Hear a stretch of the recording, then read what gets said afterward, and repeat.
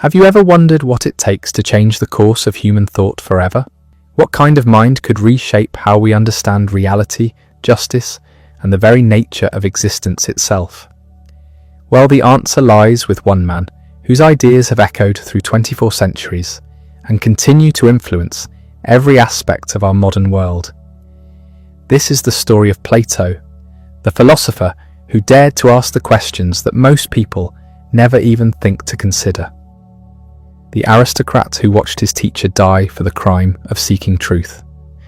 The visionary who founded the world's first university and created a blueprint for the perfect society that still haunts political theorists today. But here's what's truly remarkable about Plato's story. This wasn't just some ancient Greek sitting around pondering abstract concepts. This was a man thrust into the most turbulent period of Athenian history, watching democracy tear itself apart, witnessing the rise and fall of empires, and experiencing firsthand the brutal realities of power and corruption. By the end of this journey, you'll understand how one man's search for justice became the foundation of Western philosophy. You'll discover why his academy lasted nearly 1,000 years, and why every major thinker, from Augustine to modern scientists, still grapples with his ideas. Most importantly, you'll see how Plato's questions about the nature of reality and the good life remain as urgent today as they were in ancient Athens. Now, before we dive into this incredible story, I want you to imagine something. Picture yourself as a young aristocrat in the greatest city of the ancient world. You're wealthy, educated, destined for political power. Everything seems perfect until one devastating moment changes everything and forces you to question the very foundations of society itself. That moment, and the man who inspired it, would reshape human thought forever. The year was 428 BC, and Athens stood at the pinnacle of its power. The Parthenon gleamed white on the Acropolis, a testament to Athenian supremacy over the Greek world. Ships from across the Mediterranean crowded the harbour at Piraeus, bringing tribute from subject cities and exotic goods from distant lands. This was the Athens of Pericles, the golden age of democracy, art, and intellectual achievement. Into this world of marble and magnificence was born a boy named Aristocles, but history would remember him by a different name entirely: Plato. Some say the nickname came from his broad shoulders, earned through wrestling training. Others claimed it referred to his broad forehead, a sign of the intelligence that would one day astonish the world. Whatever the origin, the name stuck, and Aristocles faded into obscurity. But this wasn't just any aristocratic birth. Plato's family tree read like a who's who of Athenian royalty. On his father's side, he could trace his lineage back to Codrus, the legendary last king of Athens. His mother's family claimed descent from Solon, the great lawgiver who had laid the foundations of Athenian democracy 2 centuries earlier. This wasn't merely nobility. This was the aristocracy that had shaped Athens from its earliest days. Wealth and privilege surrounded the young Plato from birth. Slaves tended to household needs, while tutors provided the finest education money could buy. He learned to wrestle and run, training his body in the gymnasium. He studied music and mathematics, disciplines the Greeks believed revealed the hidden harmonies of the universe. Most importantly, he memorized Homer, reciting passages from the Iliad and Odyssey that every educated Greek was expected to know by heart. Everything in Plato's upbringing pointed toward a traditional life of public service. His family expected it. Athens demanded it. He was being groomed to take his place in the assembly, to command troops in battle, to govern the empire with wisdom and authority. The path seemed clear and inevitable, but the Athens of Plato's youth was not the confident empire his grandfather's generation had known. Dark clouds were gathering on the horizon, and the boy who would become history's greatest philosopher was about to witness democracy reveal its most terrifying possibilities. The Peloponnesian War had begun 3 years before Plato's birth, pitting Athens against Sparta in a struggle that would consume the Greek world for nearly 3 decades. This wasn't just a conflict between city-states, it was a clash of civilizations. Democracy versus oligarchy, naval power versus land power, the free exchange of ideas versus rigid military discipline. Plato's earliest memories would have been shaped by this endless conflict. The constant funeral processions as the dead returned from distant battlefields, the fear that gripped the city each summer when Spartan armies marched into Attica, burning farms and driving refugees behind Athens' protective walls, the heated debates in the assembly as demagogues promised easy victory, while generals warned of harsh realities. Yet despite the war's shadow, young Plato received an education befitting his aristocratic status. He trained with the best wrestling masters. His body hardened through rigorous exercise. He studied geometry with teachers who believed mathematical truths revealed eternal patterns beneath the chaos of the physical world. He learned to play the lyre and understand musical ratios, discovering how harmony could be expressed through precise numerical relationships. But perhaps most importantly, he was introduced to the art of rhetoric, the skill of persuasive speaking that was essential for any young man who hoped to succeed in democratic politics. In Athens, the ability to sway a crowd with eloquent arguments could mean the difference between political success and obscurity, between life and death in the law courts. As Plato entered adolescence, the war that had defined his childhood was taking an increasingly desperate turn. The brilliant strategy of Pericles, who had died when Plato was just a toddler, lay in ruins. A devastating plague had swept through overcrowded Athens, killing perhaps a quarter of the population. The city's resources were strained to the breaking point, and political leadership had passed to a new generation of ambitious men who promised glory but delivered only catastrophe. Among these figures was Alcibiades, a man who embodied everything, both magnificent and dangerous, about Athenian democracy. Handsome, wealthy, and charismatic beyond measure, he could entrance the assembly with his oratory and convince the people to pursue his wildest schemes. He was Athens personified, brilliant and self-destructive in equal measure, capable of inspiring devotion and wreaking havoc wherever he went. When Plato was about 13 years old, Alcibiades convinced the Athenian assembly to launch the most ambitious military expedition in the city's history. The Sicilian expedition, as it came to be known, was meant to conquer Syracuse and establish Athenian dominance over the western Mediterranean. 200 ships set sail, carrying the flower of Athenian youth, while crowds cheered from the harbour and dreams of easy conquest filled every mind. It ended in absolute disaster.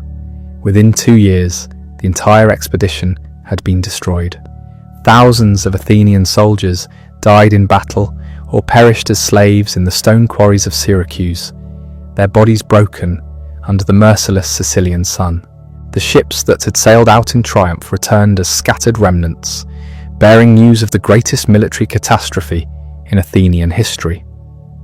For young Plato, watching these events unfold, the implications were staggering. The same democratic assembly that had cheered for the expedition now turned on the generals who had tried to salvage the disaster. The people who had demanded glory and conquest were quick to find scapegoats when their dreams turned to nightmares. Democracy, the system that Athens claimed made it superior to Sparta's rigid oligarchy, seemed capable of the most irrational and self-destructive decisions. The seeds of Plato's later critique of democracy were planted during these formative years. He watched the assembly swing wildly from confidence to panic, from one policy to its complete opposite, often within a matter of weeks. He observed how skilled speakers could manipulate the crowd through appeals to emotion rather than reason, how the promise of easy solutions could override careful deliberation. This wasn't theoretical for the young aristocrat. His own relatives were deeply involved in the political struggles that followed the Sicilian disaster. Some, like his mother's cousin Critias, were becoming convinced that democracy itself was the problem, that Athens needed the steady hand of the best men to rule without interference from the ignorant masses. The war ground on, consuming resources and lives with relentless efficiency. Athens, once the undisputed master of the Aegean Sea, found itself increasingly desperate and isolated. The treasury that had built the Parthenon was empty. The tribute from subject cities had dried up as one ally after another defected to Sparta. The long walls that connected Athens to its port lay in ruins, torn down by Spartan victors who wanted to humiliate their defeated enemy. But amidst this chaos and decline, a strange figure walked the streets of Athens, asking questions that made powerful men squirm with discomfort. He was short and ugly, with a snub nose and protruding eyes. He went barefoot, even in winter, and wore the same rough cloak year-round. By all conventional measures, he was a failure, a man of no property or position. Yet the young men of Athens, including Plato himself, were drawn to this peculiar character, like moths to a flame. His name was Socrates, and he would change everything Plato thought he knew about wisdom, virtue, and the examined life. The first encounter between teacher and student probably occurred when Plato was about 20 years old, sometime around 408 BC. By then, Socrates had already spent decades developing his unique method of inquiry, a systematic form of questioning that could reduce the most confident speaker to confused silence. Imagine the scene in Athens' great marketplace, the Agora, where citizens gathered to conduct business, hear news, and engage in the kind of political discussion that was the lifeblood of democratic society. A prominent general might be holding forth on the nature of courage, drawing on his extensive battlefield experience to explain what separates the brave from the cowardly. Then Socrates would approach, polite and curious, asking seemingly innocent questions. What exactly is courage? Is it simply standing firm in battle? But what about tactical retreats, when wise commanders withdraw to fight another day? So courage must involve wisdom. But what kind of wisdom? And how do we distinguish between wise courage and foolish recklessness? Within minutes, the confident general would find himself tied in logical knots, unable to provide a coherent definition of a concept he had spent his entire career embodying. The crowd would watch in fascination as Socrates demonstrated that this respected leader, despite decades of experience, could not actually explain what courage was. This was dangerous and thrilling in equal measure. Dangerous because it undermined the authority of Athens' political and military elite, exposing their ignorance in the most public possible forum. Thrilling because it was honest, cutting through pretense and conventional wisdom to reveal uncomfortable truths about the limits of human knowledge. For Plato, this was a revelation that would reshape his entire understanding of what it meant to be wise.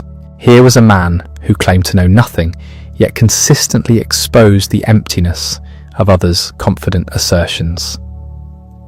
Socrates had developed what would later be called the elenctic method, a form of cross-examination that revealed the contradictions hidden within seemingly solid beliefs. But Socrates was utterly different from the sophists who dominated Athenian intellectual life. These professional teachers charged enormous fees to instruct young aristocrats in the art of rhetoric, promising to make them successful in politics and the law courts. They claimed they could teach anyone to argue either side of any question and win through clever manipulation of language and emotion. Socrates despised everything the sophists represented. He took no money for his conversations. He claimed to teach nothing because he insisted he knew nothing. He wasn't interested in winning arguments, but in discovering truth. While the sophists promised practical success, Socrates offered something far more challenging and valuable. He offered the possibility of genuine wisdom through rigorous self-examination. The method was devastatingly simple.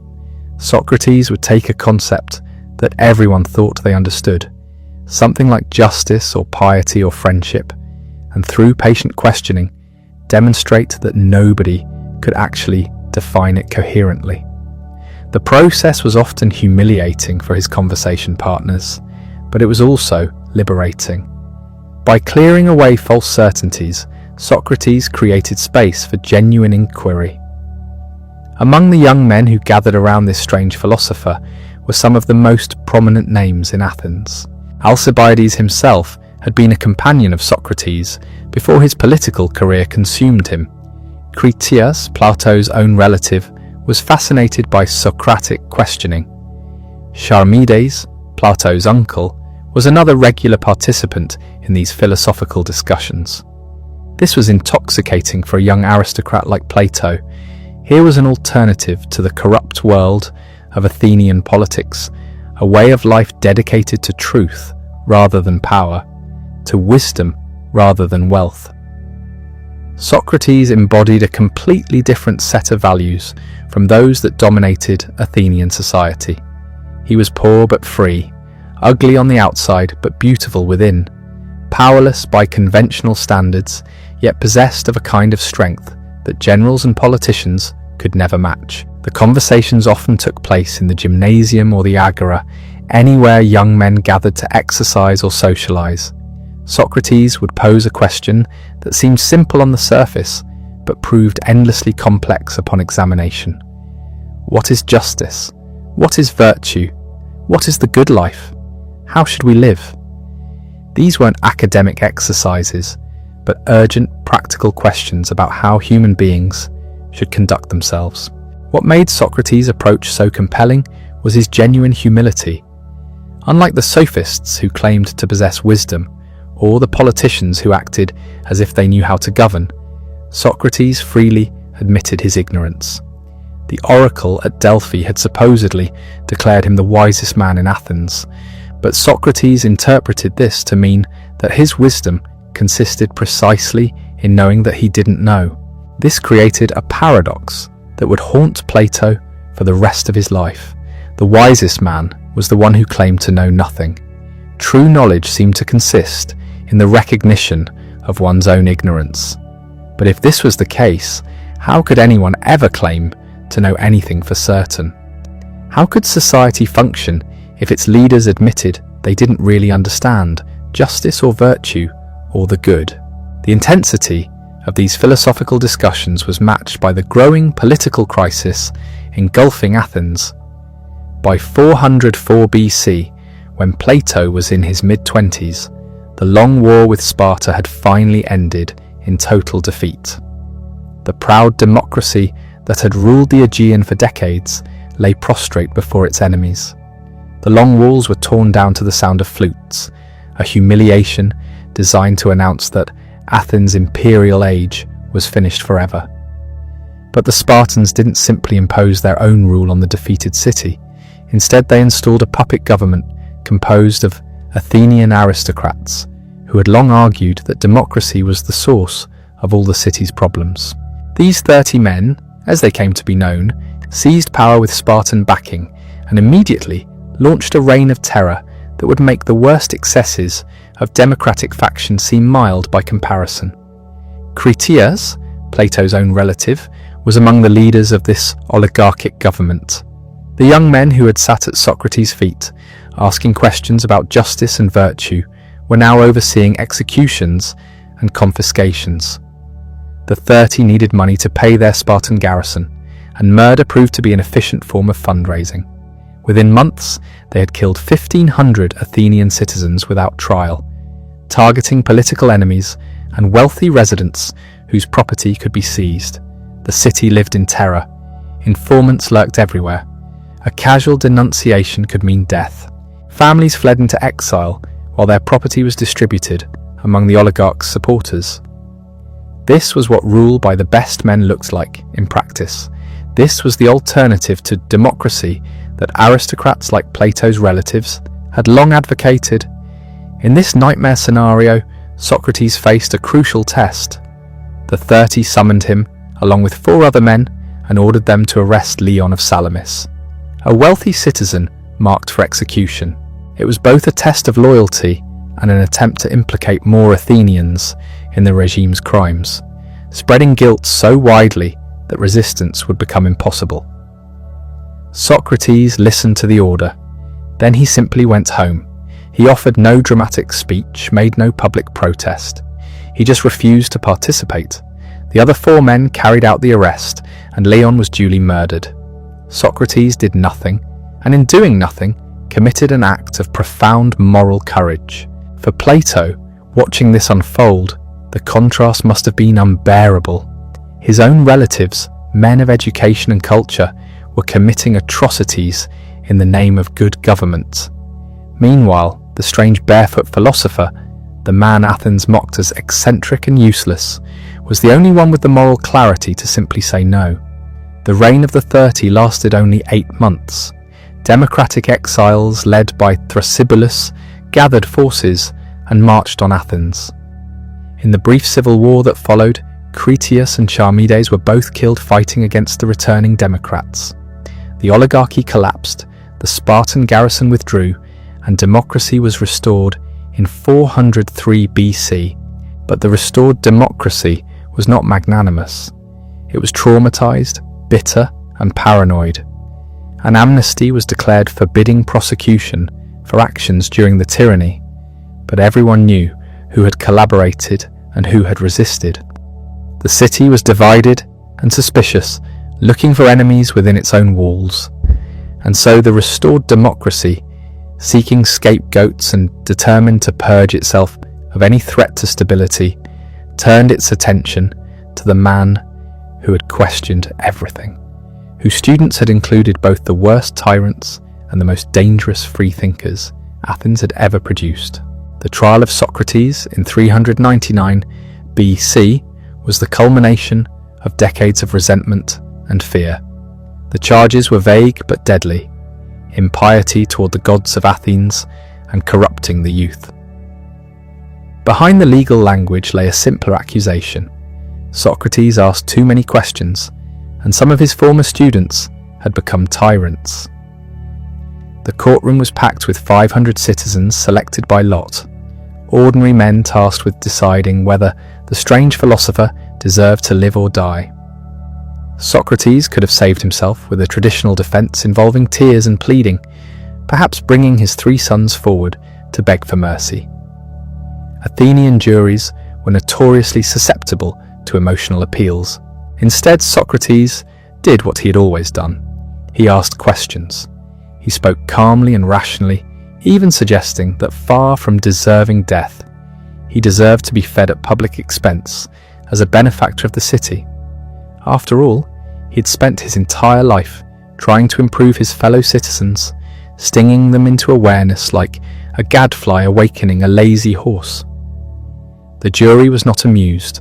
The first vote was close: 280 for conviction, 220 for acquittal.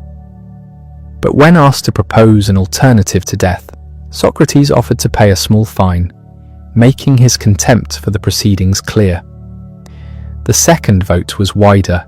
More jurors voted for execution after hearing his defiance than had voted for guilt in the first place. Socrates accepted the verdict with unsettling serenity. He told the jury that no evil can come to a good man, either in life or after death. He declared that the unexamined life is not worth living. Then he was led away to await execution, calm and unafraid. For Plato, sitting in that courtroom, watching the wisest man in Athens condemned to death by the democratic city he loved, something fundamental broke.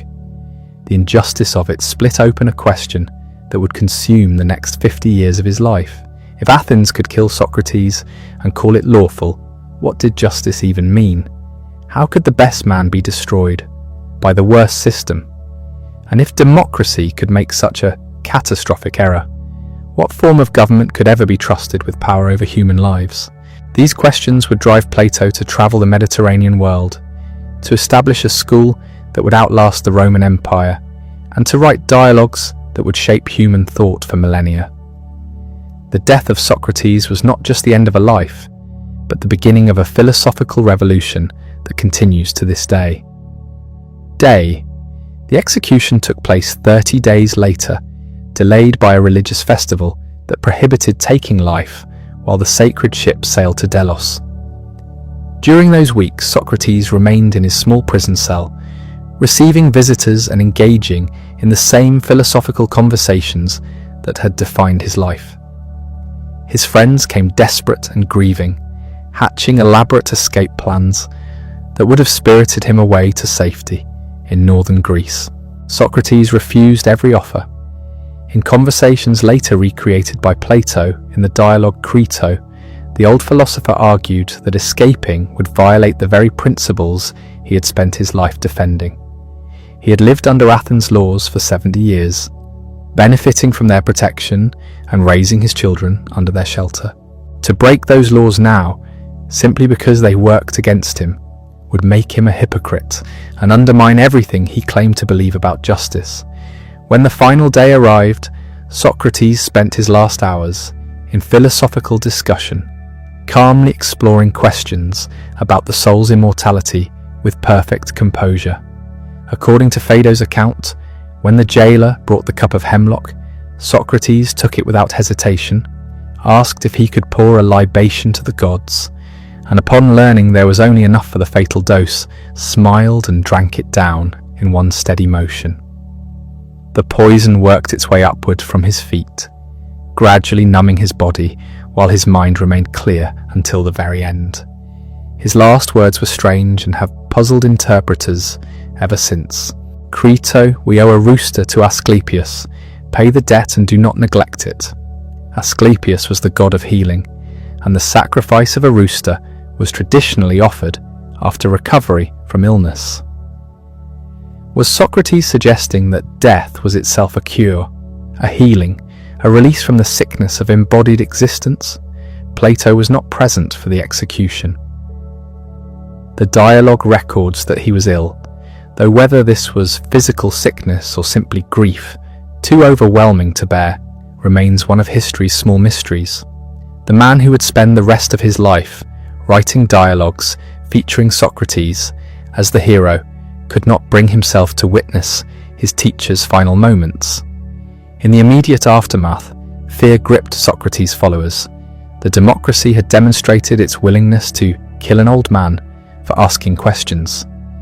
Association with the condemned philosopher was now dangerous, potentially marking one as disloyal to the restored city. Plato, already from a family tainted by collaboration with the 30 tyrants, had every reason to leave Athens immediately. He fled to Megara, a small city-state about 25 miles west of Athens, seeking refuge with Euclid, not the famous mathematician, but a philosopher devoted to Socrates who had risked his life during the Reign of Terror to hear his master speak. For a time, the Socratic circle reconstituted itself in exile, continuing their discussions in the safety of Euclid's home. But Plato could not remain still. Over the next 12 years, from 399 to 387 BC, he travelled extensively throughout the Mediterranean world, searching for wisdom that Athens could no longer provide. The exact details of his journeys remain uncertain, pieced together from fragments and later biographical traditions, but the broad outline reveals a man desperate to understand how the catastrophe he had witnessed could be prevented in the future. Some sources claim he travelled to Cyrene in North Africa, studying mathematics with Theodorus, whose work on irrational numbers fascinated Greek geometers. Mathematics was becoming central to Plato's thinking, offering a realm of certainty and eternal truth that stood in stark contrast to the chaos and flux of political life. Other traditions suggest he journeyed to Egypt, learning from the priests of Memphis and Heliopolis, though modern scholars remain skeptical about these claims. What is certain is that Plato's most transformative journey took him to southern Italy, to the Greek colonies known as Magna Graecia. Here he encountered the Pythagorean communities that would fundamentally reshape his understanding of reality itself. In the city of Tarentum, he met Archytas, one of the most remarkable figures of the age. Archytas was a Pythagorean philosopher, but unlike the mystical reputation that often surrounded followers of Pythagoras, He was a brilliant mathematician and scientist who worked on complex problems in geometry and acoustics. More importantly for Plato's future development, Archytas was also a successful statesman, elected general of Tarentum multiple times and respected as both just and effective in his leadership. Here was living proof that philosophy and politics need not be incompatible. Here was a man who could contemplate eternal mathematical truths and still govern a city with wisdom and justice. The possibility that had seemed destroyed by Socrates' execution suddenly appeared viable again, embodied in this Pythagorean philosopher-ruler. The Pythagoreans believed that numbers were the foundation of all reality, not merely useful tools for counting or measuring, but the actual substance from which the cosmos was constructed. They had discovered that musical harmony could be expressed through mathematical ratios, that the intervals pleasing to the human ear corresponded to simple numerical relationships. If beauty in sound was mathematical, perhaps all beauty followed mathematical principles. Perhaps the entire structure of the universe, from the movements of celestial bodies to the virtues of the human soul, was fundamentally numerical. This mathematical mysticism was combined with a belief in the soul's immortality and its journey through multiple incarnations. The soul was divine, but trapped in the material body like a prisoner in a cell. Through philosophical contemplation, mathematical study, and ethical purification, the soul could gradually free itself from this imprisonment and return to its proper divine state. For Plato, devastated by Athens' failures and haunted by his teacher's death, this Pythagorean worldview offered a compelling framework for understanding his experiences. The perfect justice he sought did not exist in any earthly city, because all physical things were flawed and temporary. But perhaps justice existed in a higher realm, a dimension of eternal and perfect forms, accessible through reason and mathematical understanding. The seeds of Plato's most famous doctrine, the theory of forms, were planted during these months among the Pythagorean communities of southern Italy. But it was his subsequent journey to Sicily that would bring him face to face with tyranny in its most brutal manifestation and test whether philosophy could ever truly transform political power. Syracuse was the largest and most powerful Greek city in the western Mediterranean, a sprawling metropolis that had grown wealthy through trade and conquest. For nearly 40 years it had been ruled by Dionysius I, one of the most successful tyrants in the Greek world. The word tyrant in ancient Greek did not necessarily imply cruelty, though Dionysius could certainly be cruel when it served his purposes. It simply meant someone who had seized power outside the normal constitutional framework and ruled through force rather than law. Dionysius had transformed Syracuse into a military powerhouse and himself into an absolute ruler whose word was law. His court was a study in contradictions, combining immense luxury with pervasive paranoia. Banquets featured the finest poets and musicians brought from across the Greek world. The tyrant himself fancied himself a tragic playwright and forced audiences to endure his dramatic compositions. But beneath this cultural veneer lay constant fear and suspicion. Dionysius trusted no one completely. He changed his sleeping quarters nightly to avoid assassination. He had his barber executed and afterwards shaved himself with a hot coal rather than risk a blade near his throat. The royal treasury was protected by a moat that could only be crossed by a single drawbridge, which the tyrant alone could operate from inside the fortified chamber. When Plato arrived in Syracuse around 388 BC, now about 40 years old, he quickly attracted attention at this bizarre court. His reputation as a philosopher and his association with the Pythagoreans made him an object of curiosity among the intellectuals and aristocrats who surrounded the tyrant. Most significantly, he encountered a young man named Dion, the brother-in-law of Dionysius and husband to the tyrant's sister. Dion was in his early 20s, aristocratic educated, and profoundly dissatisfied with the empty luxury and moral corruption that characterized life at the Syracusan court. When he heard Plato speak about philosophy, about the life dedicated to truth and virtue rather than power and pleasure, something ignited within him. Dion became Plato's devoted student, convinced that philosophy offered the key to transforming not just individual souls, but entire political systems. Plato, for his part, began lecturing at the court about justice, virtue, and the nature of true rulership. Drawing on his years of study and reflection, he argued that genuine political authority must be grounded in wisdom rather than mere force. A ruler who governed through violence and deception was actually a slave to his own fears and desires, constantly anxious about potential threats and unable to trust anyone around him. Only a philosopher, someone who understood the good and lived virtuously, could rule with true freedom and genuine authority. Such a ruler would govern not for personal advantage, but for the benefit of the entire community, creating conditions where justice and happiness could flourish for all citizens. At some point, with characteristic boldness that bordered on naivety, Plato began to criticize tyranny itself directly. He suggested that tyrants, despite their apparent power, were actually the most wretched of human beings, prisoners of their own system, surrounded by enemies both real and imagined, unable to form genuine friendships or experience true happiness. Dionysius I was not pleased with these philosophical lectures that seemed to undermine the very foundations of his rule. The details of what happened next vary in different ancient accounts, but the outcome was unmistakably clear. Plato had seriously overstepped, insulting his host and threatening the stability that kept the tyrant in power. Whether through direct order or more subtle arrangement, Dionysius ensured that the philosopher's departure from Syracuse would be permanent and humiliating.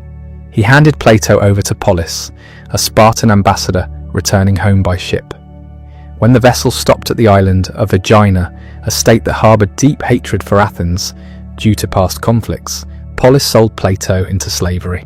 It was a calculated cruelty designed to destroy not just Plato's freedom, but his entire future.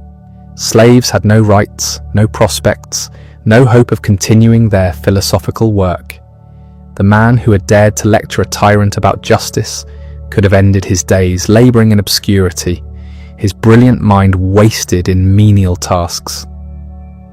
Fortune intervened in the form of Aniceris, a philosopher from Cyrene who happened to be on Aegina and recognized Plato despite his degraded circumstances. Aniceris purchased the philosopher's freedom, paying what some sources claim was 20 minae, enough to buy a skilled craftsman. Plato returned to Athens shaken and humiliated, but also strangely determined. He had attempted to bring philosophy into direct contact with political power, to convince a tyrant through rational argument and moral suasion. The result had been complete disaster.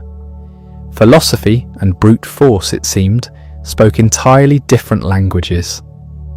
The tyrant cared nothing for arguments about justice or the good life.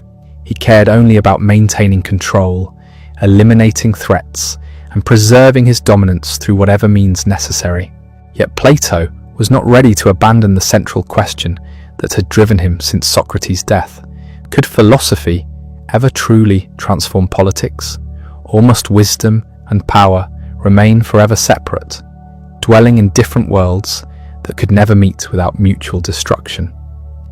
Back in Athens, now 40 years old and bearing the scars of his Sicilian adventure, Plato made a decision that would echo through the centuries and transform humanity's understanding of education itself. Rather than retreating from the world entirely or attempting once more to influence existing rulers, he would create something entirely new. He would establish an institution dedicated to the systematic pursuit of truth, a place where future philosopher kings could be properly educated before they ever encountered the corrupting influence of political power. In 387 BC, Plato purchased a plot of land in a sacred grove about a mile northwest of Athens' walls. The site was named after Academus, a legendary Athenian hero, and it offered everything the philosopher needed: olive trees for shade, quiet streams for reflection, and enough distance from the city to ensure peaceful contemplation away from the dust and noise of political life. Here Plato founded his academy. It was not the first place in Athens where philosophy was taught, but it was fundamentally different from anything that had come before. While sophists gathered temporary students around individual teachers, the academy was designed to be permanent, institutional, a community dedicated to learning that would outlast its founder. It was, in effect, the world's first university. The academy began modestly, with little more than the natural beauty of the grove and a few simple structures for lectures and communal dining. But what it lacked in grand architecture, it more than compensated for in revolutionary vision. This wasn't merely another school where students came to learn practical skills or prepare for careers. This was something unprecedented in human history, an institution dedicated to the systematic pursuit of eternal truth. Mathematics formed the bedrock of the academy's curriculum, treated not as a separate subject, but as the gateway to genuine philosophical understanding. Geometry, arithmetic, astronomy, and harmonics weren't taught in isolation, but as interconnected paths toward comprehending the underlying structure of reality itself. According to later tradition, an inscription was placed over the academy's entrance reading, "Let no one ignorant of geometry enter here." While the saying may be legendary, it perfectly captures the spirit of Plato's educational philosophy. Mathematics trained the mind to think about unchanging eternal truths rather than the fleeting appearances that deceive the senses. Only after mastering these mathematical disciplines would a student progress to dialectic, the formalized version of the Socratic method that Plato had witnessed in Athens' marketplaces years earlier.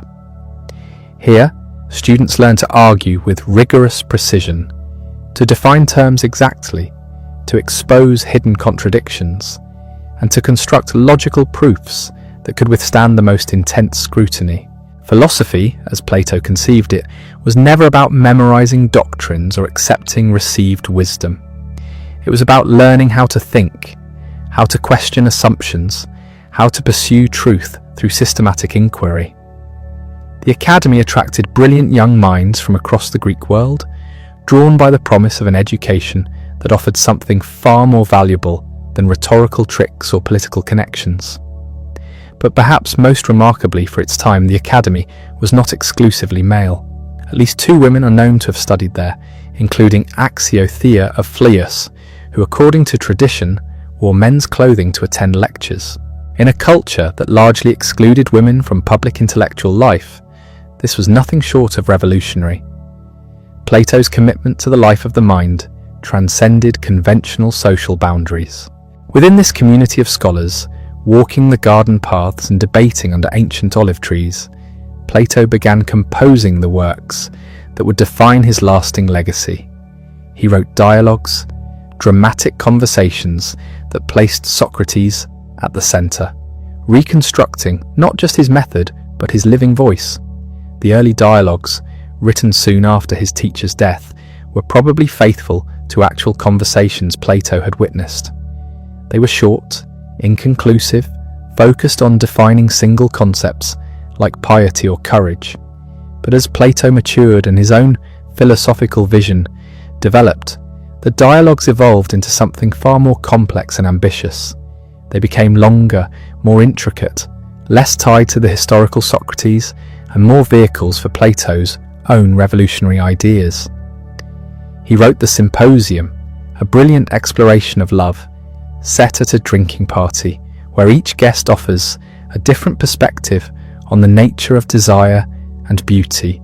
He composed the Phaedo, dramatizing Socrates' final hours, while presenting arguments for the soul's immortality that would influence religious thought for centuries.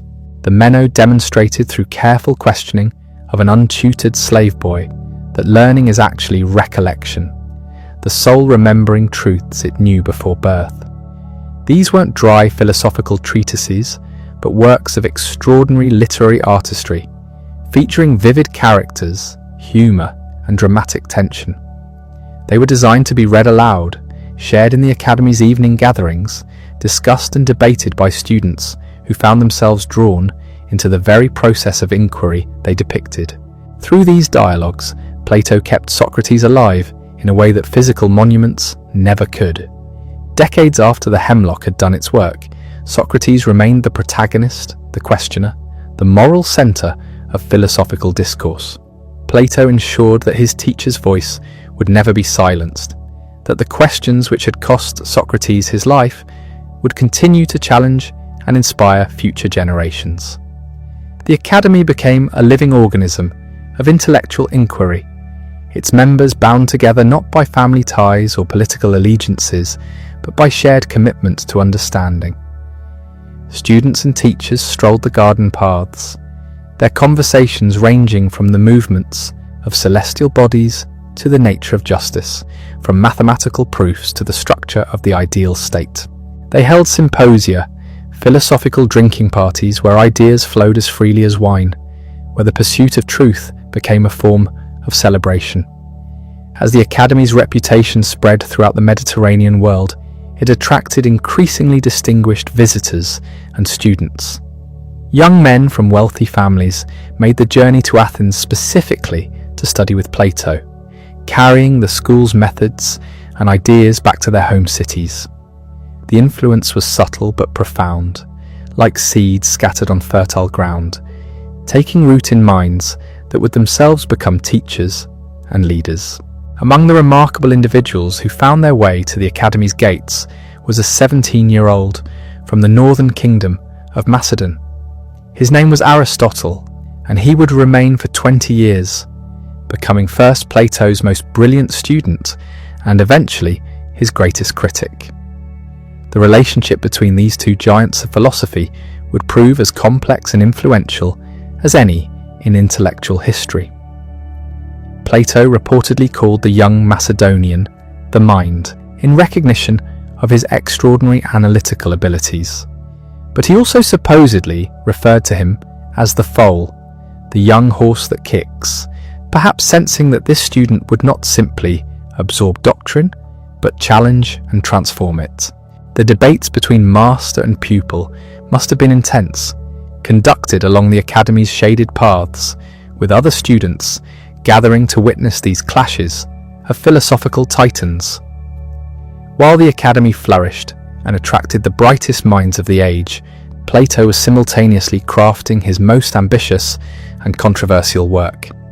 The Republic, composed during his mature period in the 380s or 370s BC, would become perhaps the most influential political treatise ever written. Framed as a conversation Socrates had years earlier, it began with a deceptively simple question: what is justice? To answer this fundamental query, Socrates proposes examining justice writ large in an entire city, rather than trying to discern it in the individual soul where it might be too small and subtle to see clearly. What follows is a systematic construction of the ideal state, built from the ground up according to rational principles rather than historical accident or traditional custom. The perfect city that emerges from this thought experiment is divided into three distinct classes, each corresponding to a part of the human soul.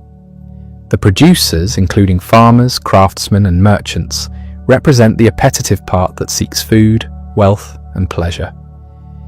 The auxiliaries, the warrior class, embody the spirited element that feels anger, pride, and the drive for honor. The guardians, the ruling class, correspond to reason, the part of the soul capable of understanding, judging, and governing wisely. Justice in both city and soul consists of each part performing its proper function without interference. The producers produce, the warriors protect, the guardians rule, and harmony prevails. But the most shocking proposals in the Republic concern the guardians themselves. To prevent them from developing private interests that might conflict with the common good, Plato strips them of private property entirely. They own nothing individually, living in communal barracks and dining at common tables. Even more radically, they have no private families. Children are raised collectively by the state, with parents not knowing which children are theirs, and children not knowing their biological parents. This prevents nepotism and ensures that guardians care for the entire city as their family, rather than favouring their own bloodlines over the common welfare. Most revolutionary of all for 4th century Greek sensibilities, Plato insists that women can serve as guardians on equal terms with men. If a woman possesses the intelligence, courage and love of wisdom necessary for rule, then she should be educated and trained exactly as male guardians are.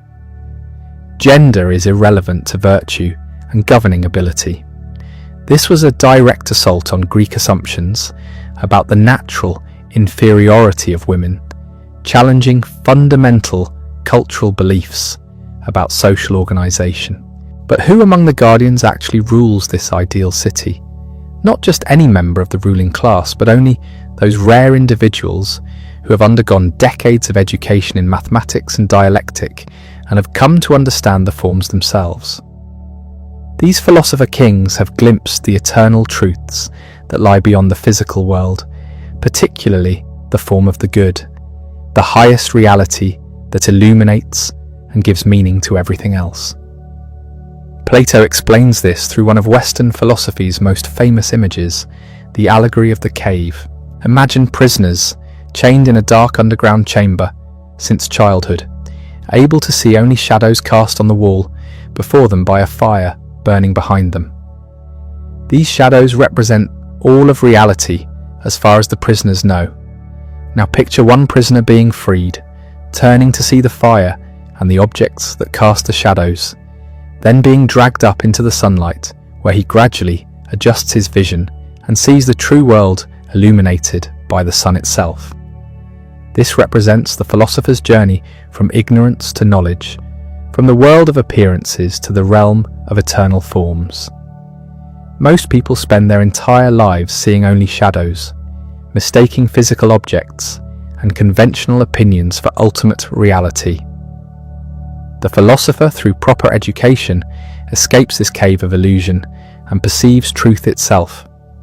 But justice requires that he return to help free others, even though they may resist and attack him for challenging their comfortable delusions. The Republic concludes with the myth of Er, an account of the soul's journey after death. Er, a soldier killed in battle, returns to life to report what he witnessed in the afterlife. Souls are judged according to how they lived, with the just rewarded and the unjust punished. Then all souls choose their next incarnations. Most choose foolishly, seduced by power or pleasure, without understanding their true consequences. But Odysseus, wisest of all, having learned from his sufferings, chooses last and selects the quiet life of a private citizen, having discovered that contemplation brings more happiness than worldly glory. The Republic was and remains deeply controversial. Is it a sincere blueprint for the perfect state, or a warning about what political perfection would actually require? The abolition of family, the censorship of poetry, the rule by philosophical elite. These elements have inspired utopian dreamers and horrified defenders of individual freedom for over 2 millennia. But at its core, the dialogue grapples with the question that had tormented Plato since that day in the Athenian courtroom. What is justice, and can it ever truly exist in human society? Underlying this political vision was Plato's revolutionary metaphysical theory, his answer to the problem that had puzzled Greek thinkers for generations. How can we have genuine knowledge of a world that never stops changing? Heraclitus had declared that you cannot step into the same river twice because the water is always flowing. But Heraclitus went further. Everything is in constant flux. If all things are always becoming rather than being, How can we know anything certain? Plato's solution was as elegant as it was radical. Reality consists not of one realm, but two. The first is the physical world we perceive through our senses, the world of becoming, where everything changes constantly. Here we find particular things. This horse, that tree, this beautiful face. All are imperfect, temporary, coming into existence and passing away. Because this realm is always in flux, we can have only opinions about it, never certain knowledge. The second realm is invisible to the senses but accessible to reason. This is the world of the forms, eternal and perfect realities that exist independently of any physical manifestation. Beauty itself, justice itself, goodness itself, these are not abstract concepts but the most real things in existence. Physical objects are real only insofar as they participate in or imitate these eternal forms. Consider the concept of equality. We see many things that appear equal. Two stones of similar size, two lines of comparable length, but examine them closely, and none are perfectly equal. Yet when geometers prove theorems about equality, they are discovering truths about perfect equality itself, which no physical objects can fully embody. The form of equality is eternal, unchanging, and more real than any particular equal things we encounter in the physical world. This theory explained how knowledge was possible despite the constant change in the physical realm. Mathematics deals directly with the forms, which is why mathematical truths are eternal and certain. The Pythagorean theorem was true before humans existed and will remain true after humanity disappears. When we learn geometry, we are not acquiring information from the physical world, but recollecting truths our souls knew before birth, when they existed in the realm of forms. But if the forms are eternal and separate from us, how do we gain access to them? Plato's answer was the doctrine of recollection or anamnesis. Learning is not the acquisition of new information, but the recovery of knowledge the soul already possesses, but has forgotten through the trauma of embodiment. In the Meno dialogue, Socrates demonstrates this by leading an untutored slave boy to discover complex geometric truths through questioning alone, never teaching him anything directly. At the apex of all forms stands the form of the good, the source of truth and being for everything else. Plato struggled to describe this ultimate reality, resorting to analogies and metaphors. The form of the good is to the intelligible realm what the sun is to the visible world. It makes knowledge possible and gives reality to the objects of knowledge, just as the sun makes vision possible and gives life to physical objects. This metaphysical vision provided the foundation for Plato's educational program at the Academy. Students progressed from mathematics, which trained them to think about eternal truths, to dialectic, which enabled them to grasp the forms themselves through pure reasoning. The ultimate goal was to ascend intellectually from the world of shadows and reflections to the blazing reality of the forms, culminating in a vision of the good itself. The soul that achieved this vision would be transformed, no longer satisfied with the pursuit of wealth, power, or physical pleasure. Having seen true reality, such a person would be equipped to rule wisely, governing according to eternal principles of justice, rather than temporary advantage or popular opinion. This was how philosophers could become kings, not through political ambition, but through intellectual and spiritual purification that revealed the unchanging standards by which all human affairs should be measured. But even as Plato developed these sublime theories and built his academy into the ancient world's premier center of learning, the practical question of philosophy's relationship to political power continued to haunt him. The disaster in Syracuse had shown that existing rulers could not be easily converted to philosophical wisdom. But what if a ruler could be educated from youth, shaped by philosophical principles before the corruptions of power took hold? This possibility would soon present itself in the most dramatic and dangerous way imaginable, pulling the aging philosopher back into the treacherous waters of Sicilian politics for a final test of whether wisdom and power could ever truly unite. The opportunity arose in 367 BC when a ship arrived from Syracuse bearing news that would change everything. Dionysius I, the tyrant who had humiliated Plato decades earlier, was dead. His son, Dionysius II, had inherited the throne at Syracuse, but unlike his father, the young ruler was untested, insecure, and surrounded by competing factions vying for influence over his inexperienced mind. Into this volatile situation stepped Dion, now middle-aged but still burning with the philosophical passion Plato had ignited in him during that first disastrous visit to Sicily. Dion saw something his teacher perhaps could not yet perceive. Here was a blank slate, a young tyrant not yet hardened by decades of paranoia and cruelty.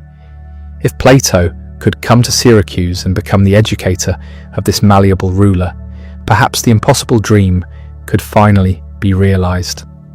Perhaps the Republic could be made flesh. The letters that arrived at the academy were urgent, almost desperate in their appeal. Dion argued that this opportunity would never come again.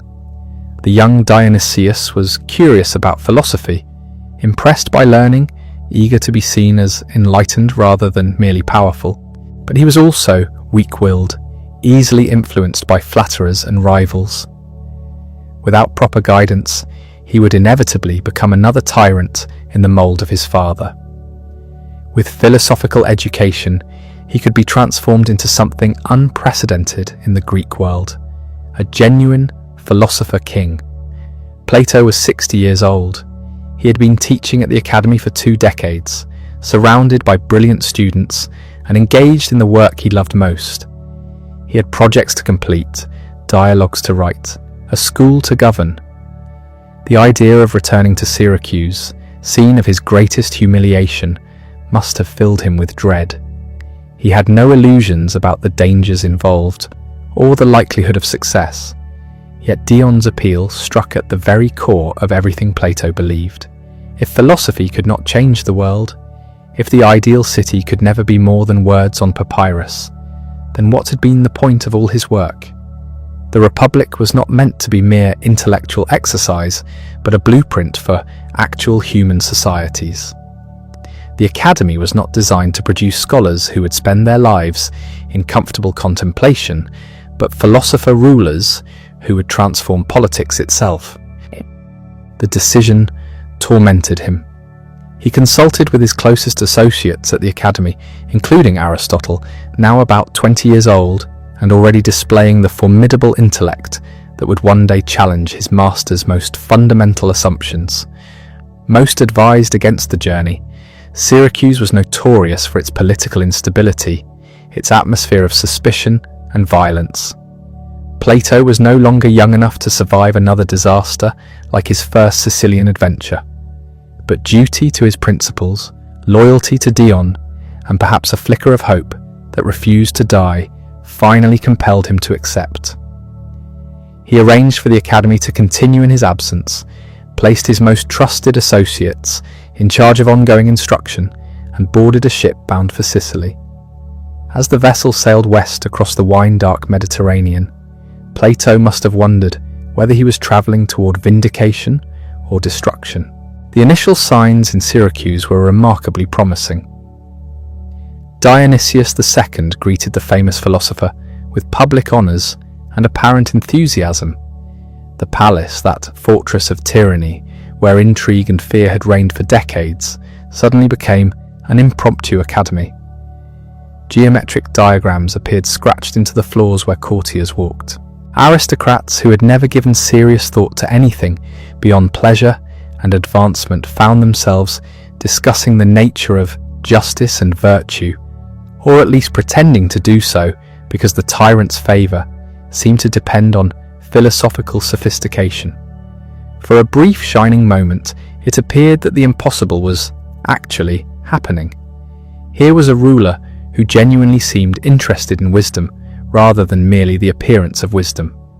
Palace guards observed their master spending hours in earnest conversation with the Athenian philosopher, covering wax tablets with mathematical proofs and dialectical arguments. The young tyrant appeared to be undergoing the kind of intellectual and moral transformation that Plato had described in his writings, but never witnessed in practice. But appearances, as Plato knew better than anyone, could be deceiving. Beneath the philosophical veneer, the same deadly currents that had always characterized Syracusan court life continued to flow with undiminished force. Dionysius II was intelligent enough to be fascinated by philosophical ideas, but he lacked the discipline and strength of character necessary to live according to philosophical principles. More dangerously, he was caught between conflicting influences that would ultimately tear his regime apart. Dion's position at court as the tyrant's brother-in-law, and a man of genuine principle and popularity among the people, made him a natural target for rivals who feared his influence over the impressionable young ruler. Whispers began circulating that Dion was using Plato to manipulate Dionysius, perhaps even plotting to overthrow him and seize power for himself. The philosophical education that was supposed to create wisdom was being interpreted as political subversion.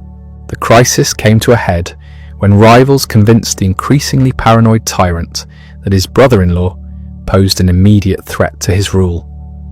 In a decision that revealed the true limits of his philosophical conversion, Dionysius II chose security over justice. He exiled Dion from Syracuse, confiscating his vast properties and sending him into permanent banishment. The man who had made the philosophical experiment possible, who had sacrificed everything to bring wisdom to power, was cast out like a common criminal.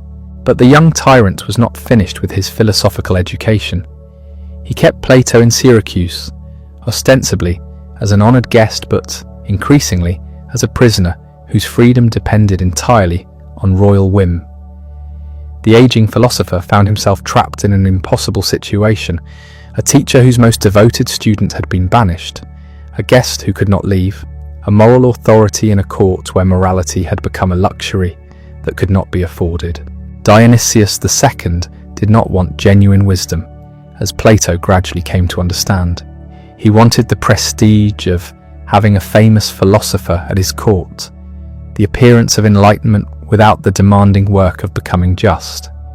He enjoyed the intellectual stimulation of philosophical conversation, but when those conversations challenged his power or convenience, they were quickly abandoned. Philosophy, for this ruler, was decoration rather than discipline, entertainment rather than transformation. Months dragged by with Plato making increasingly clear his desire to return to Athens, while the tyrant delayed with excuses, promises, and veiled threats. The situation became a polite form of house arrest, with the philosopher's movements restricted and his correspondence monitored. The man who had once written about the soul's liberation from the cave of illusion found himself literally imprisoned in a palace that had become his own cave of shadows and deception. Finally, after nearly a year of this psychological torture, international pressure forced Dionysius to allow his captive philosopher to depart. Archytas of Tarentum, the Pythagorean philosopher-statesman who had befriended Plato years earlier, sent an official embassy demanding the release of the Athenian on diplomatic grounds. Not wanting to provoke a conflict with powerful Tarentum, the tyrant reluctantly agreed to let Plato go. The philosopher escaped Syracuse for the second time, returning to Athens burned by experience, but not broken in spirit. He had attempted once again to unite philosophy with political power, and once again the experiment had ended in failure. The young tyrant had proven exactly what Plato had feared. That power, without genuine philosophical commitment, was still tyranny, regardless of how eloquently it might speak about justice and virtue. Back at the academy, Plato resumed his teaching and writing with renewed intensity, but also with a deeper understanding of the obstacles facing any attempt to realize philosophical ideals in the corrupt world of practical politics. His students listened as he recounted the disaster, and many drew the conclusion that the philosopher king was indeed an impossible dream, a noble vision that could exist only in the realm of pure theory. But the tragedy of Syracuse was far from over, and Plato's connection to that troubled city would drag him into one final catastrophic encounter with the brutal realities of political power. The story of Dion's exile was only the beginning of a sequence of events that would test every principle the philosopher held dear and ultimately destroy the man who had been his closest friend and most devoted student. In 361 BC, 6 years after Plato's second Sicilian journey, another message arrived from Syracuse. This time it came not from Dion, still languishing in exile, but from Dionysius II himself. The tyrant was sending a ship to Athens with what amounted to a royal summons disguised as an invitation. He promised that if Plato returned to Syracuse, he would reconcile with Dion, restore his confiscated properties, and genuinely commit himself to philosophical principles. This time, the tyrant claimed, everything would be different. Plato was now 66 years old, his hair white, his body bearing the accumulated weight of decades spent in intense intellectual labour. Every instinct told him that Dionysius's promises were lies, that the tyrant had learned nothing from their previous encounters, except perhaps how to manipulate more skillfully. The young ruler who had exiled his own brother-in-law for imagined threats was hardly likely to have undergone a genuine moral transformation in the intervening years. Yet the appeals came not only from Syracuse, but from Dion himself, who sent desperate letters from his exile, pleading with his old teacher to make one final attempt. Other friends joined their voices to his, including Archytas and several prominent Pythagoreans, who argued that Plato had an obligation to his philosophical principles, to his friendships, and to the possibility, however remote, that wisdom might yet triumph over power. The arguments were persuasive precisely because they appealed to Plato's deepest convictions. How could he advocate for the philosopher's duty to return to the cave and help free other prisoners if he himself refused to take risks for the sake of justice? How could he teach about courage and commitment to truth while choosing the safety of his academy over the dangerous work of practical reform? How could he abandon Dion, the student who had sacrificed everything for philosophical ideals? Against his better judgment, against the protests of students who begged him not to go, against every lesson taught by previous experience, Plato once again boarded a ship bound for Sicily. As the familiar coastline of Syracuse came into view, he must have known that he was sailing toward the final, tragic conclusion of a philosophical experiment that had been doomed from its very beginning. He arrived to find, as expected, that Dionysius's promises had been empty from the start. The tyrant had no intention of reconciling with Dion or restoring his properties. The philosophical commitment was as hollow as before, a performance designed to flatter the ruler's vanity rather than transform his character. But this time, Dionysius was not content merely to hold Plato as an honoured prisoner. The aging philosopher found his own property in Syracuse confiscated, his movements severely restricted, and his life openly threatened by soldiers who resented his presence and influence.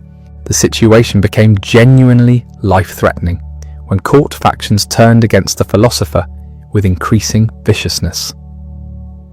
Plato managed to smuggle out a secret message to Archytas in Tarentum, desperately requesting rescue from what had become a death trap. The Pythagorean responded by sending another official embassy, this time with an ultimatum rather than a polite request. Dionysius, not wanting to risk war with a powerful ally over the fate of one elderly philosopher, reluctantly allowed Plato to escape. The third and final journey to Syracuse was over, and with it ended forever any possibility that Plato would personally attempt to create a philosopher king. He returned to Athens and made a solemn vow that he would never again set foot in Sicily. The dream of uniting wisdom and power through education and persuasion had proven not merely difficult, but impossible. Philosophy and tyranny were fundamentally incompatible forces that could not coexist in the same space without mutual destruction. But even as Plato renounced any further involvement in Sicilian politics, the forces he had set in motion continued their inexorable course toward tragedy. Dion, still in exile and burning with a combination of philosophical idealism and personal resentment, had spent the years gathering resources and allies for a desperate gamble that would either vindicate everything Plato had taught about justice or demonstrate its complete irrelevance to the real world of political power. In 357 BC, Dion launched his invasion of Syracuse with a small but determined force of mercenaries and exiled supporters. The city, weary of Dionysius II's erratic rule and heavy taxation, welcomed the returning exile as a liberator. The tyrant fled without offering serious resistance, and for a brief, shining moment, it seemed that philosophical principles might finally triumph in the political realm. Dion took control of Syracuse and began implementing reforms directly inspired by Plato's teachings. He attempted to create a more just distribution of wealth, to limit the arbitrary power that had characterized tyrannical rule, and to govern according to rational principles rather than personal whim or popular passion. Here at last was a student of philosophy actually ruling a major city, trying to transform theory into practice on a massive scale. But Syracuse was poisoned by decades of factional violence, mutual suspicion, and the kind of moral corruption that made genuine political reform nearly impossible to achieve.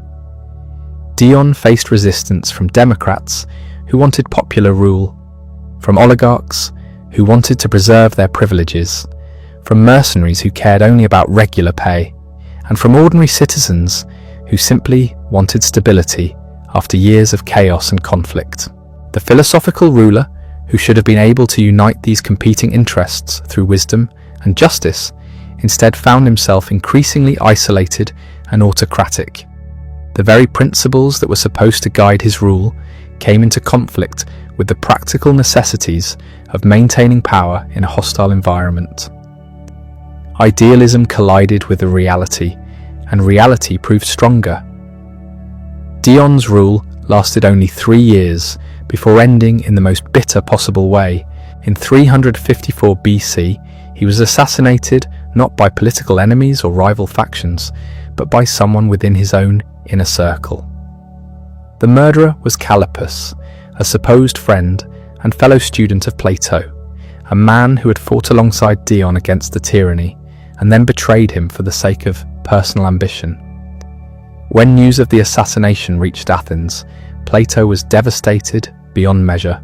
His closest friend, the man who had embodied his highest hopes for the union of philosophy and politics, was dead, murdered not by enemies of wisdom, but by someone who had learned to speak eloquently about justice while pursuing only his own advancement. The betrayal cut deeper than any previous disappointment because it came from within the philosophical community itself. Syracuse collapsed into civil war, a nightmare of competing tyrants and factions that made the previous chaos seem mild by comparison. The city that might have become a beacon of philosophical governance instead became a cautionary tale about the impossibility of implementing ideal justice in a corrupt world. Everything Plato had worked for, everything Dion had died for, crumbled into dust within months of the assassination. In the aftermath of this final catastrophe, Plato wrote what many scholars consider his most revealing work, the 7th letter, addressed to the surviving members of Dion's faction in Syracuse. Whether the letter is authentic or a later fabrication remains debated, but its content perfectly captures the mood of a man forced to confront the complete failure of his most cherished hopes. In this document, Plato reflects on the entire Sicilian adventure with a mixture of grief, anger, and hard-won wisdom. He concludes that philosophy and politics are fundamentally incompatible in any state where the people are not properly educated, where institutions have been corrupted by years of tyranny, and where power is typically seized through violence rather than earned through virtue. A true philosopher cannot rule justly in such circumstances because justice requires the cooperation of citizens who understand and value it. The letter represents Plato's final word on practical politics, his definitive abandonment of the dream that had driven him since witnessing Socrates' execution more than 40 years earlier. The philosopher king might exist in the ideal realm described in the Republic, but in the actual world of human affairs, wisdom and power would remain forever separate, dwelling in different spheres that could touch only briefly and at great cost to both. Returning to Athens for the final time, the aged philosopher turned away from the corrupted world of politics and deeper into the pure realm of philosophical contemplation. His remaining years would be devoted not to transforming existing societies, but to understanding the eternal truths that transcended all human institutions. If justice could not be realized in Syracuse or Athens, perhaps it existed in a higher dimension, accessible only to souls properly prepared through mathematical study and dialectical reasoning. The academy continued to flourish, attracting students from across the Mediterranean world who came to study not practical politics, but the abstract sciences that revealed unchanging reality beneath the flux of temporal affairs. Plato's late dialogues grew increasingly technical and metaphysical, moving further from the practical concerns that had once consumed him toward the mathematical and cosmological speculations that would influence centuries of subsequent thought. Yet even in retreat from political engagement, Plato could not entirely abandon the questions that had tormented him throughout his life. How should human beings live together in communities? What form of government best promotes justice and happiness? These concerns found expression in his longest and final work, The Laws, a massive dialogue that represented his most mature thinking about practical political arrangements. Unlike the Republic, with its radical proposals for philosopher kings and the abolition of private property, the Laws described what Plato called the second best state, a realistic constitution designed for actual human beings who would never achieve philosophical wisdom. Gone were the utopian elements that had made the Republic so controversial. In their place was a detailed legal code covering everything from property disputes to religious festivals, from marriage laws to criminal punishment. The Laws represented wisdom chastened by experience, idealism tempered by decades of observing human nature in all its complexity and contradiction. If philosophers could not rule, at least laws could be crafted to channel human behavior in constructive directions, creating institutions that would promote virtue even among citizens incapable of understanding its ultimate foundations. But perhaps most remarkably, even as Plato grew more pessimistic about politics, he never lost faith in the transformative power of education itself. The academy remained his greatest achievement, a living demonstration that human beings could be changed through proper instruction, that minds could be awakened to truths beyond the shadows of conventional opinion. Within the academy's gardens, brilliant discussions continued daily as students and teachers explored questions that had fascinated Plato since his youth. What is real? What is good? How should we live? The conversations were no longer aimed at preparing philosopher kings to rule cities, but they retained their power to transform individual souls, to liberate minds from the prison of unexamined assumptions. And among those engaged in these eternal questions was a young man whose presence would ensure that Plato's influence extended far beyond anything the master could have imagined. Aristotle had now been at the academy for nearly 2 decades, growing from a promising student into a formidable thinker whose ideas were beginning to diverge significantly from those of his teacher. The debates between Plato and Aristotle during these final years must have been extraordinary intellectual spectacles, with other Academy members gathering to witness these titans of thought clash over the most fundamental questions of philosophy. Where Plato looked upward toward eternal forms, Aristotle looked downward toward the living world of plants and animals. Where Plato sought truth through mathematical reasoning, Aristotle insisted that knowledge must begin with careful observation of particular things. These disagreements were not merely academic, but represented fundamentally different ways of understanding reality itself. Plato believed that the physical world was a pale reflection of eternal truths existing in a higher dimension. Aristotle argued that universals existed within particular things, rather than in some separate realm, making the forms unnecessary metaphysical baggage that explain nothing while creating new problems. As Plato entered his 70s, these philosophical differences became more pronounced, setting the stage for the intellectual revolution that would follow his death. But for now, master and student continued their daily walks through the Academy's olive groves, their conversations ranging across every domain of human knowledge, their minds still restless in pursuit of understanding, despite the accumulating weight of years and disappointment. The physical world that Plato had always distrusted was beginning to assert its claims on his aging body. His eyesight dimmed, his hearing weakened, his energy flagged. But his intellectual powers remained formidable, his curiosity undiminished, his commitment to the examined life as strong as ever. He continued writing, continued teaching, continued pursuing the questions that had consumed more than half a century of relentless inquiry. The Academy had become his true legacy, an institution that would outlast empires and preserve the spirit of philosophical investigation long after its founder had departed.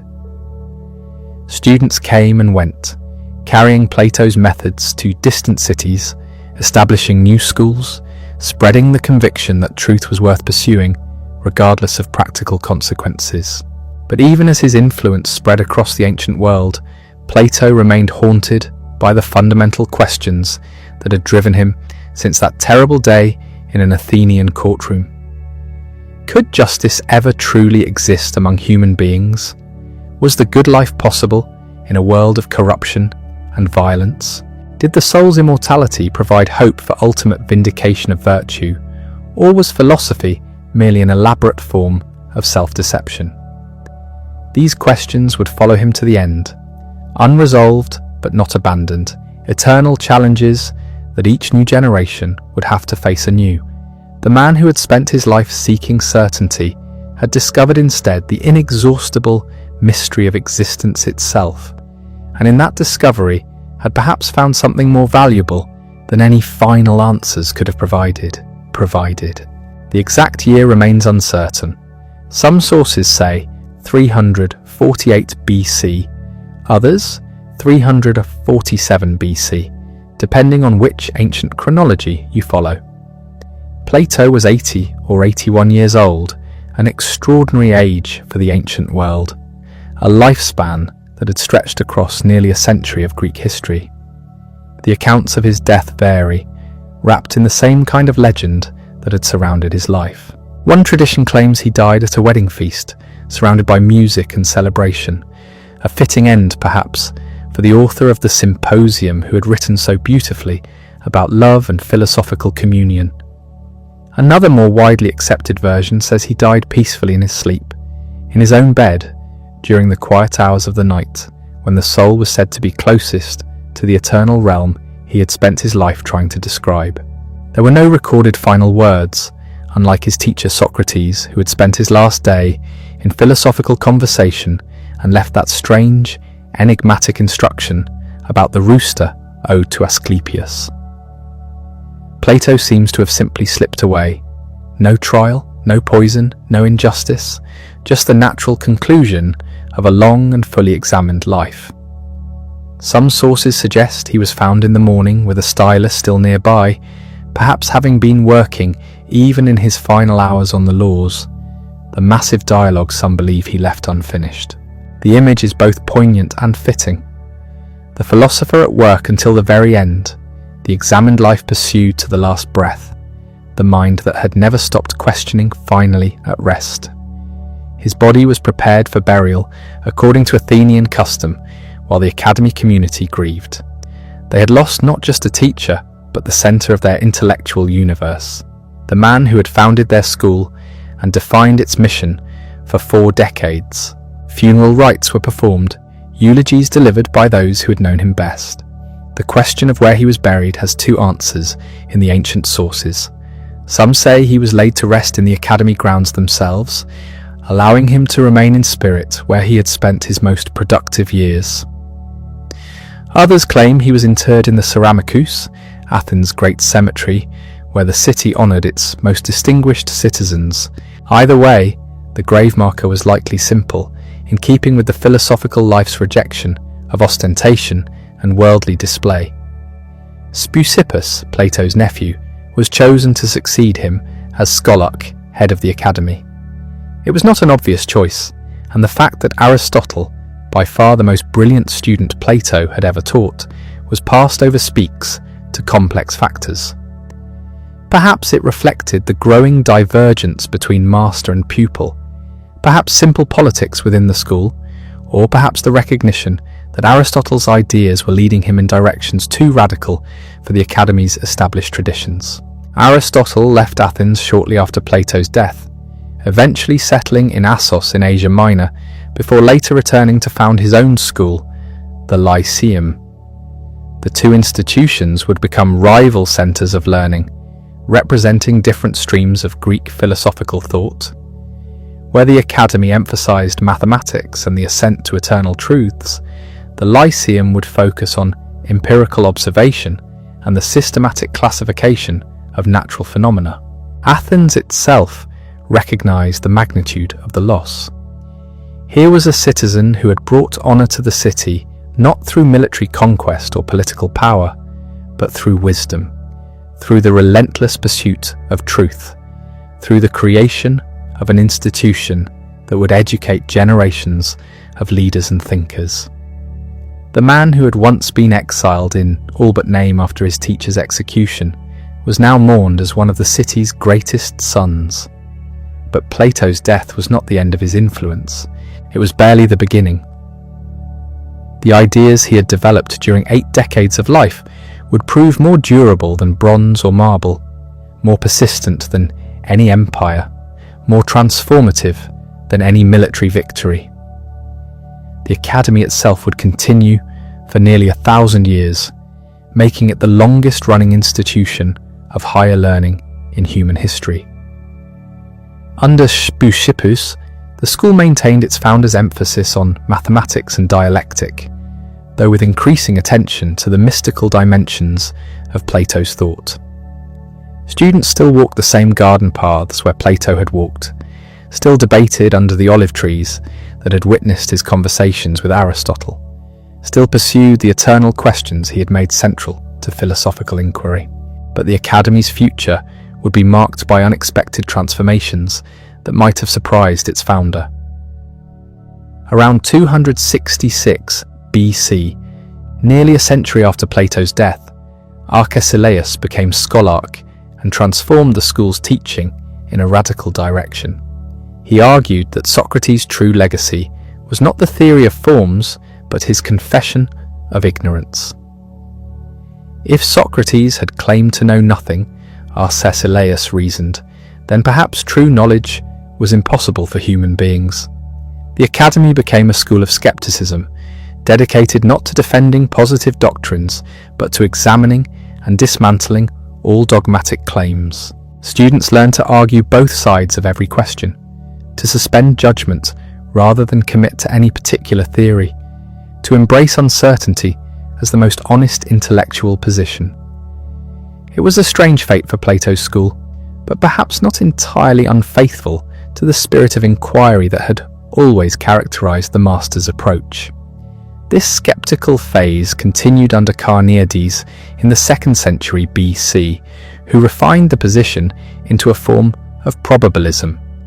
While absolute certainty might be impossible, he argued, we could still judge some beliefs as more likely than others and act on degrees of probability rather than dogmatic conviction. The mathematical certainty that Plato had sought was abandoned in favour of a more modest epistemological humility. In the 1st century BC, the academy shifted direction again under Antiochus of Ascalon, who led what he called a return to the true Plato. This phase, sometimes termed Middle Platonism, blended Platonic ideas with elements drawn from Stoicism and Aristotelian philosophy, creating synthetic systems that would prove enormously influential in the Roman world. Cicero, the great Roman orator and statesman, studied at the academy under Antiochus and carried Platonic concepts to Rome, translating Greek philosophical vocabulary into Latin and making these ideas accessible to a new culture. Through Cicero's works, Plato's influence began spreading beyond the Greek world into the emerging Roman Empire, where it would encounter and transform other intellectual traditions. Meanwhile, outside the official academy, new interpretations of Plato were emerging that would prove even more influential than the institutional tradition. In the 3rd century AD, as the Roman Empire staggered through crisis and traditional certainties collapsed, a philosopher named Plotinus reimagined Plato's vision with mystical intensity that would reshape Western thought for the next millennium. Plotinus had been born around 204 AD, likely in Egypt, and had studied in Alexandria before settling in Rome, where he gathered a devoted circle of students. His teachings, collected by his disciple Porphyry into a work called the Enneads, presented a systematic interpretation of Plato that emphasized the soul's journey from material imprisonment to mystical union with the divine. At the heart of Plotinus's system was the One, the absolute source of all reality, beyond being itself, beyond thought, beyond description. From the One emanated the intellect, the realm of Plato's forms, which in turn gave rise to the soul that animated the physical world. Reality was conceived as a descending hierarchy, each level a dimmer reflection of the original divine light. The human soul, according to this Neoplatonic vision, belonged by nature to the higher realms, but had descended into matter and become trapped in the body. Philosophy became a spiritual discipline aimed at the soul's return journey, climbing back up the ladder of emanation through purification, virtue, and contemplative practice. At the summit lay the possibility of mystical union, what Plotinus called the flight of the alone to the alone. This mystical interpretation of Plato proved extraordinarily appealing to the late ancient world, offering hope of transcendence in an age of political chaos and cultural dissolution. The Neoplatonic tradition continued through figures like Iamblichus, who added ritual practices meant to invoke divine assistance, and Proclus, who systematized the entire vision with scholastic precision. But perhaps most significantly for the future of Western civilization, Neoplatonism profoundly influenced the development of Christian theology. Augustine, the greatest of the Latin Church Fathers, encountered Neoplatonic texts in Milan before his conversion to Christianity.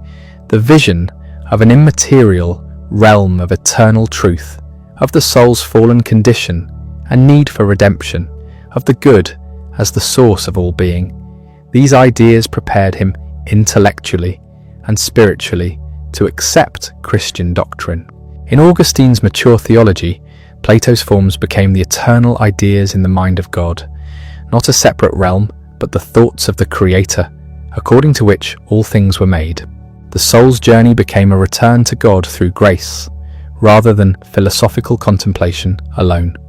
Time and eternity, earth and heaven, the city of man and the city of God, all these fundamental Christian distinctions carried Platonic structure, even as they transformed Platonic content. For nearly 1,000 years, medieval Christianity would be dominated by this Christianized Platonism. Monasteries preserved and copied Platonic texts. Scholars debated the relationship between reason and faith using Platonic categories. mystics described their experiences of divine union in language borrowed from Plotinus and his successors. The ancient philosopher who had died in pagan Athens became, through these transformations, one of the architects of Christian civilization.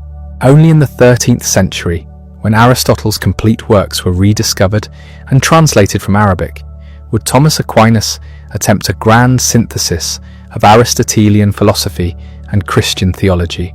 But even then, Platonic elements remained embedded in the very foundations of medieval thought, too deeply rooted to be entirely displaced by the new Aristotelianism. When the Renaissance began in the 14th and 15th centuries, it was marked by a conscious return to classical sources and a rejection of what humanists saw as the barbarous corruptions of medieval culture. But this return to antiquity was simultaneously a return to Plato, whose complete works had been largely lost to Western Europe during the medieval period. The fall of Constantinople to the Ottoman Turks in 1453 brought Greek scholars fleeing to the West, carrying precious manuscripts that had been preserved in Byzantine libraries for centuries. Among these treasures was the complete corpus of Plato's dialogues, which had not been available in Latin translation since the ancient world. Cosimo de' Medici, the de facto ruler of Florence and a passionate patron of learning, immediately recognized the significance of these texts. He commissioned Marsilio Ficino to produce the first complete Latin translation of Plato ever made in the West, a monumental project that Ficino completed in 1484 after decades of painstaking work. The impact was revolutionary.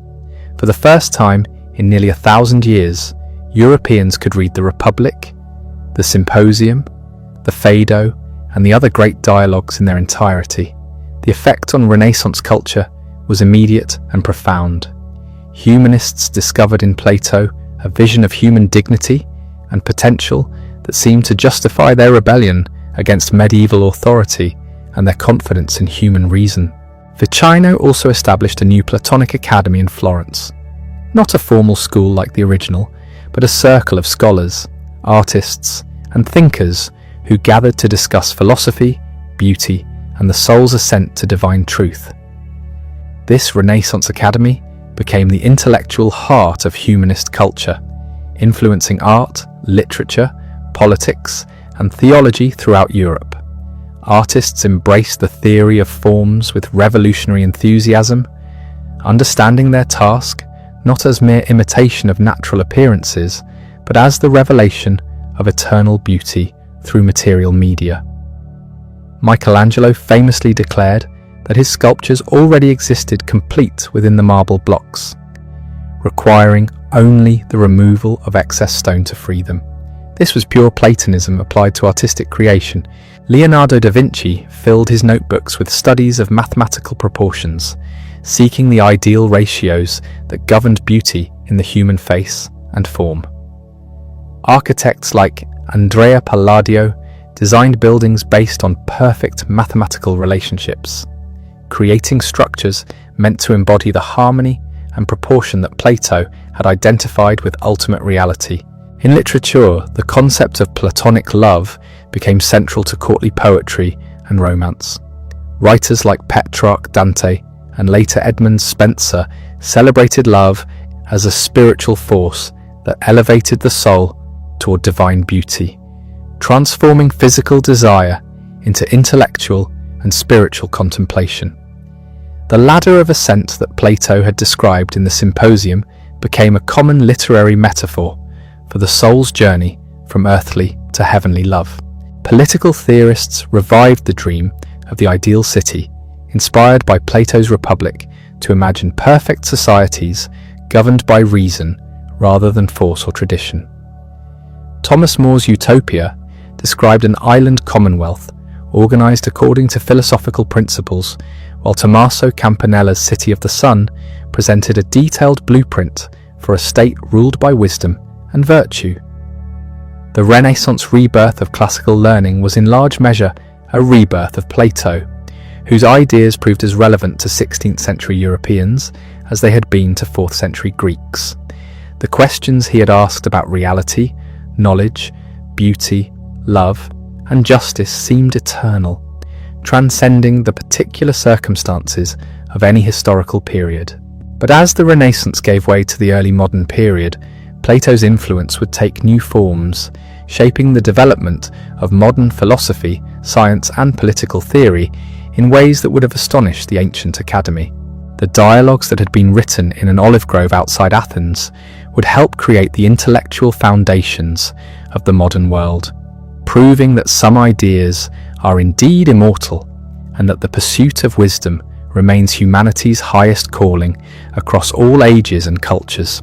The 17th and 18th centuries witnessed a great philosophical divide between rationalists and empiricists, and this fundamental debate was essentially an argument over Plato's legacy. The rationalists, led by figures like Descartes, Spinoza, and Leibniz, were Platonic in spirit even when they rejected specific Platonic doctrines.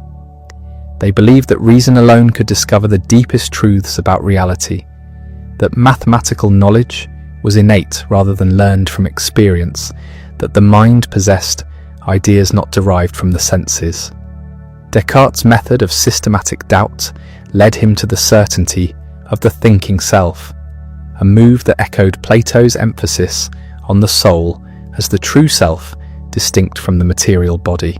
His belief that clear and distinct ideas could serve as foundations for certain knowledge reflected the Platonic confidence that reason could grasp eternal truths. Even his dualism of mind and matter, though formulated in mechanistic terms, preserved the essential Platonic distinction between the material and immaterial realms.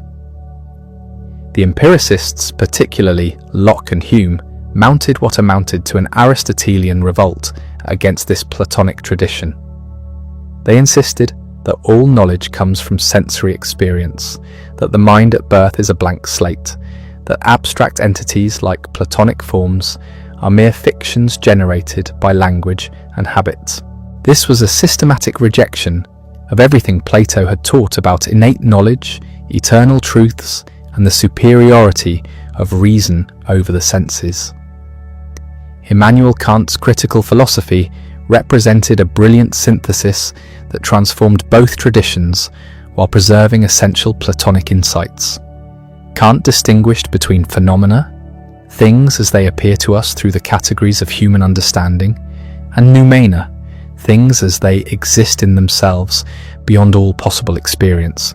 This distinction closely paralleled Plato's separation of the physical world from the realm of forms, though Kant insisted that we could never know the noumenal realm directly.